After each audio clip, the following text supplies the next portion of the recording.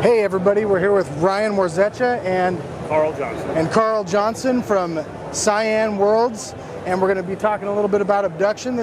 We've been at it for a few years now. Ryan, can you tell us a little bit about the process? Yeah, it started a Kickstarter campaign back in 2013, and after that we started working on it in about 2014, and then 2.5 year process.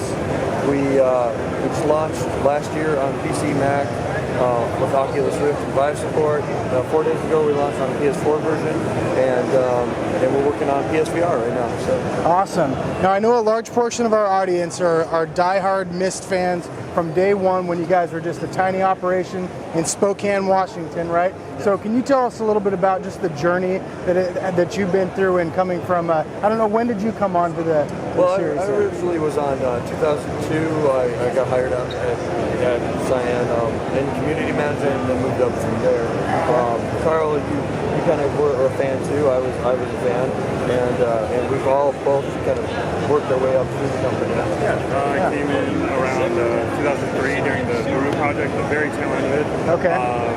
As a tester, and started making tools in our testing department and worked the programming, and I've been there basically ever since. Awesome. Why don't you tell everybody what your current title is? Oh.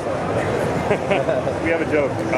He says, "You're a programmer," which is true. I'm the senior software engineer.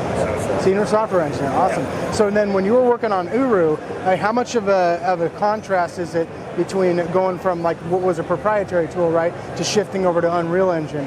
Tell us a little bit about kind of the difference between that. At the time of Uru, we had a much larger team. We had a lot of talented engineers, and after the Uru project, a lot of that talent, they kind of went on to do amazing things. After that, it became burdensome for a really small team to just maintain and add to. So instead, what we did was we licensed Unreal, and Unreal has been amazing.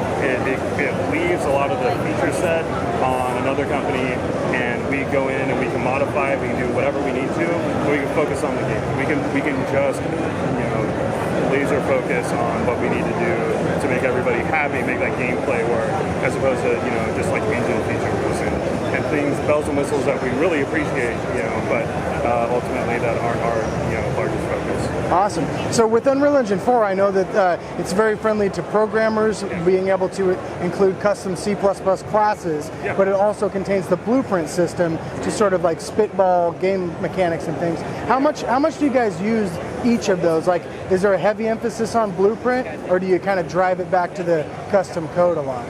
What we ended up doing was we started off with blueprints. We kind of learned that way. We started probably early or late 2013 actually, that we got to evaluate Unreal 4. And so the chief engineer and I, we went through kind of learning it. We started out with blueprints, and we were able to move really quickly. As a matter of fact, it was like blueprints themselves have empowered our artists to do their own programming too. So there's actually a lot of code in the game, a lot of blueprints that artists have done. Okay. But yeah, there are still tasks that are better left to C++, and we handle those tasks in C++. Otherwise, if it makes sense to make it a blueprint, it's a blueprint. If it makes sense that it's C++, it's C++. Awesome. Yeah. So I know that when rendering between just like on PC version versus doing the VR stuff, that sometimes you have issues with the shaders and the materials, because when rendering in VR, it's dual rendering. Some of the light processes, light functions and things. Did you have any issues with that? Did you have to kind of clean things up and optimize shaders for VR then? We do.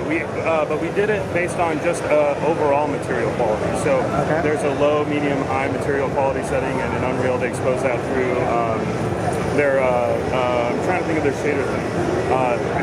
Hopefully, material instance constant. Well, no. It's like the blueprints, right? Okay. Like the materials are like wiring diagrams, different nodes, right?